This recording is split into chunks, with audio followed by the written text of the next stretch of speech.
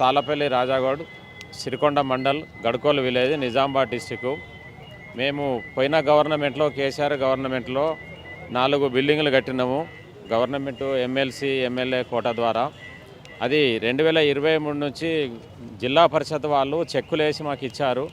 అది కలెక్టర్ ఆఫీస్లో చెక్ చేస్తే గవర్నమెంట్ పెండింగ్ ఉందని చెప్తారు. ఇక్కడ మేము ప్రజాభవన్ కూడా వచ్చినాము 3 వారాల క్రితం పోయిన నెలలో.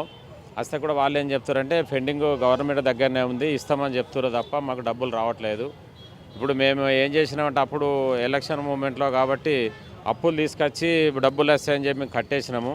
అవి ఇప్పుడు మేము వడ్డీ కట్టలేకపోతున్నాం, అసలు కట్టలేకపోతున్నాం. మాకు చాలా ఇబ్బంది ఉంది. ఎటు పోవాలనో ఎవరిని అడగాలనో మాకు తెలియక మేము ఇక్కడనే ప్రజాభవన్లే సతమతం అవుతున్నాం. నిజామాబాద్ కలెక్టర్ ఆఫీస్కి పోయినా ఏం లేదు, పంచాయతీరాజ్ శాఖకు పోయినా ఏం లేదు, ఎక్కడికి పోయినా ఏం లేదు.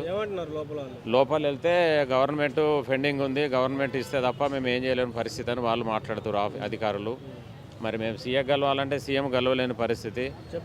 మాకు ఇక్కడ లోకల్ ఎమ్మెల్యే గారికి కూడా కలిసినాం, భూపతి రెడ్డి గారికి. అది ఆగాలయ్యా, మా దగ్గర మా చేతులు ఏం లేదు, ఏదైనా అవకాశం ఉంటే నేను ఇప్పిస్తాను అన్నాడు. తను కూడా ఏం చేయట్లేదు. మరి ఎవరికి గెలవాలో మాకు అర్థమవుతలేదు.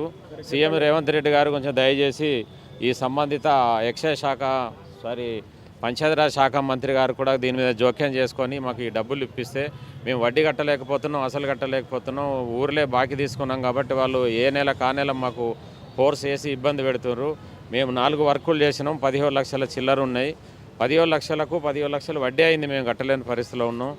దయచేసి రేవంత్ రెడ్డి గారు కొంచెం ఈ పాత 23 సంవత్సరంలో కట్టిన పేమెంట్లన్నా ఇప్పిస్తే పుణ్యం ఉంటుందని చెప్పి మేము రేవంత్ రెడ్డి గారికి సంబంధిత పంచాయతీరాజ్ శాఖ మంత్రి గారికి కూడా రిక్వెస్ట్ చేస్తున్నాము.